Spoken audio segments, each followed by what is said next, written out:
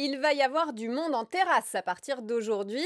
Même si les contaminations en extérieur sont très rares, il faut rester prudent. Une équipe de chercheurs français travaille d'ailleurs sur la meilleure façon de les éviter. Ce sont des ingénieurs de l'École normale supérieure et de l'Université de Paris qui se sont penchés sur nos cônes de ventilation. Quand vous parlez, quand vous riez ou quand vous criez, les aérosols sortent de votre bouche et forment un cône qui les disperse dans l'air. Si les gouttelettes de postillon, par exemple, elles tombent très vite au sol, ce cône de ventilation peut envoyer des particules virales bien au-delà de 2 mètres. C'est comme quand vous sentez la cigarette de quelqu'un qui fume pourtant à l'autre bout de la terrasse. C'est pourquoi, dès qu'il y a du monde sans masque, même en extérieur, eh bien cela reste une situation à risque.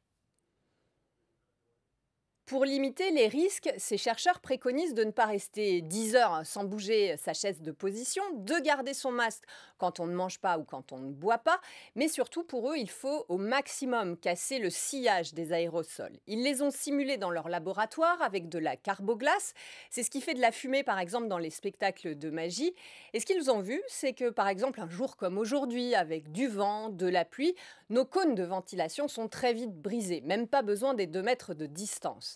Même si c'est vrai que ce n'est pas l'idéal pour rester en terrasse. En revanche, imaginez une petite place, un peu encaissée, un jour sans vent. Là, ces ingénieurs recommandent de placer des ventilateurs au pied des clients pour qu'ils poussent les aérosols qui sortent de leur bouche vers le haut. En tout cas, c'est ce qu'ils ont écrit dans l'article qu'ils viennent de soumettre à la revue scientifique Indoor Air.